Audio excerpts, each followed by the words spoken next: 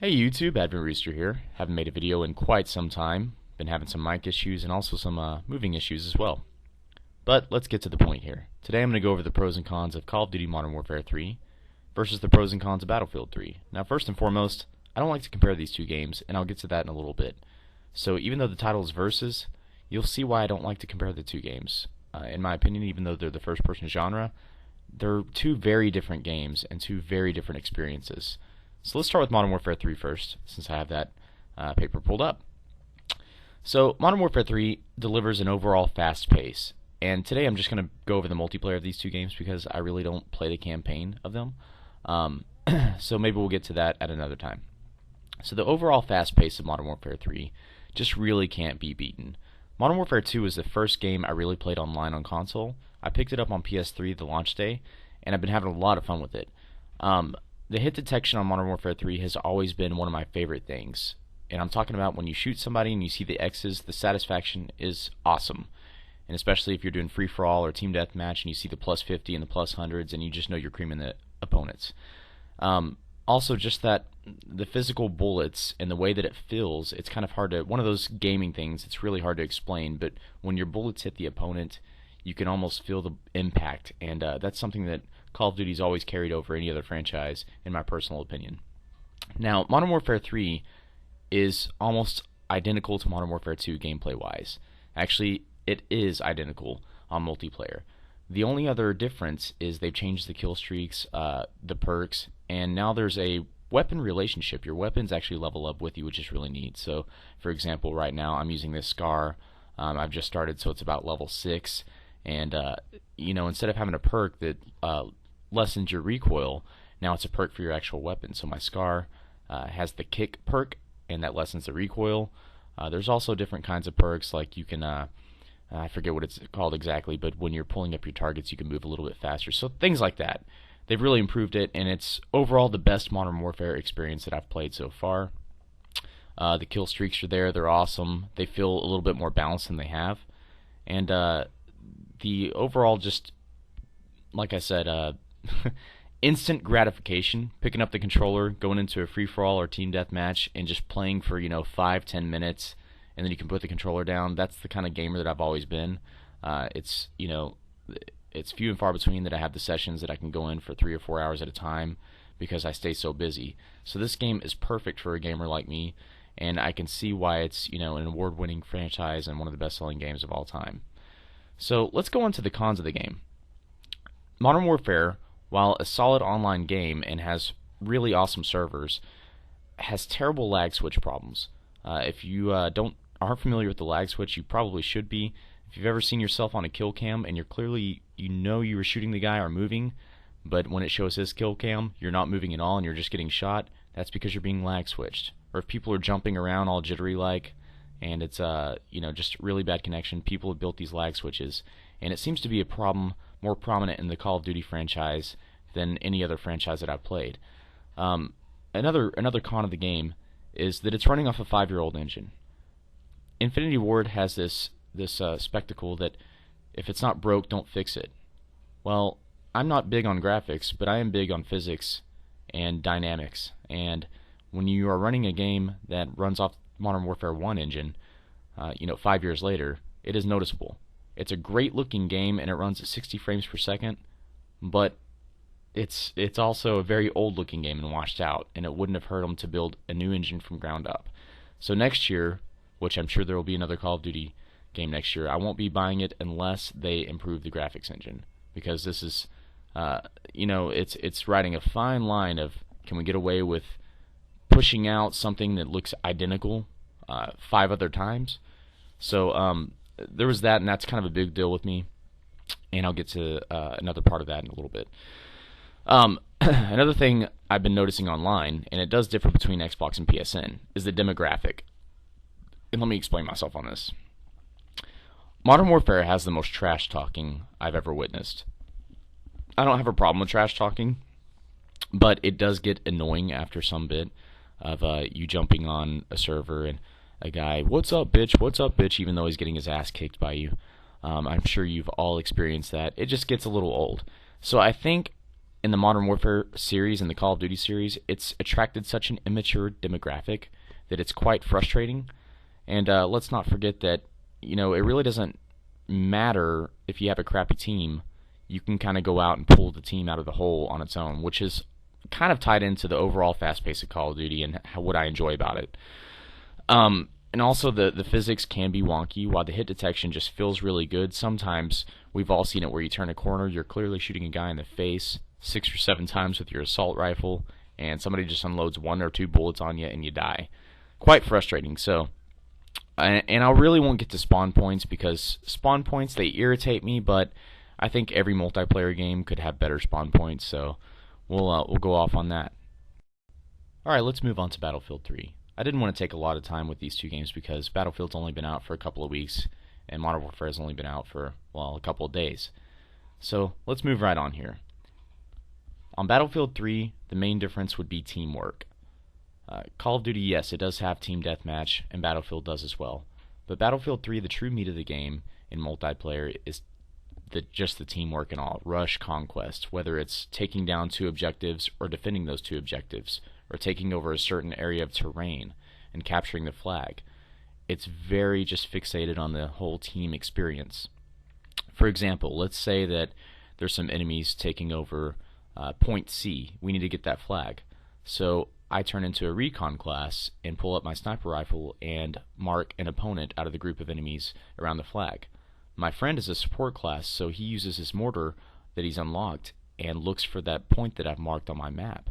And then he mortars that spot. We take over C, we win the game. Stuff like that. It doesn't get much better than that. The teamwork is awesome. Also in Battlefield 3, something you won't notice is Harriers and helicopters flying around automatically knowing where you're at and killing you. It does get quite frustrating in Call of Duty, even though it's rewarding on Call of Duty whenever you unlock that ability and you have earned it through kill streaks. Battlefield is a little bit different. If you want a kill streak, you become a kill streak. You jump in a jeep, you jump in a helicopter, you jump in a plane, you learn how to fly or drive, and you become the kill streak. It's just a great feeling, and it's a lot of trust. You have to trust your pilot, you have to trust, the commander of the tank or whatever, and really become a team. Another fixated moment of the team there. Another part of Battlefield 3 that I'm really enjoying is the overall destruction. That's always been a part of Battlefield since they brought it to the consoles, and it's just getting better and better.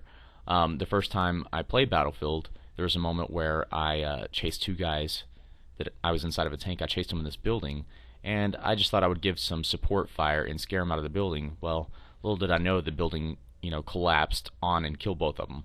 So really cool moments like that. There's also no quick scoping. I'm not against quick scoping. I know it takes a lot of skill.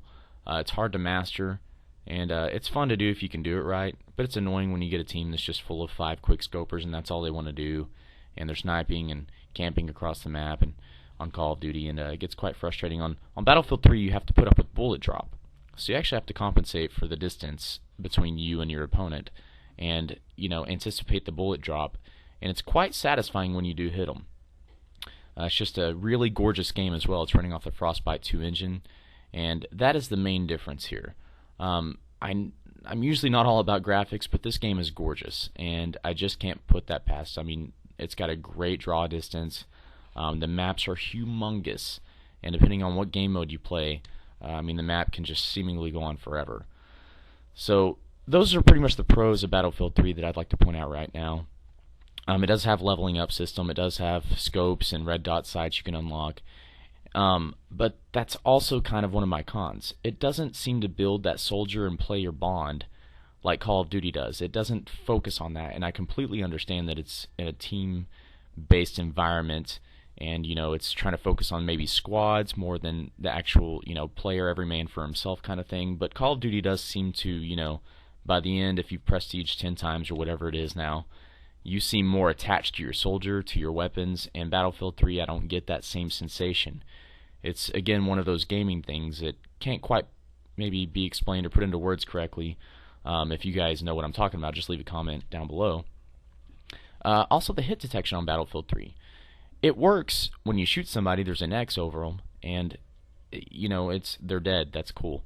But you don't feel that that gratification, that satisfaction, that pop. It's like you don't feel the bullet connect. And it's another, once again, not to be redundant here, but it's one of those things that's really difficult to put into words unless you played both games. Granted that you would like to compare both games, but that seems to be the trend, and I'm going to follow in suit. One other con would be the EA's servers. Battlefield 3, let's say you're not sure if you want to get it, you want to go up to your local game store and grab a used copy. Well, you'll notice it's a lot cheaper.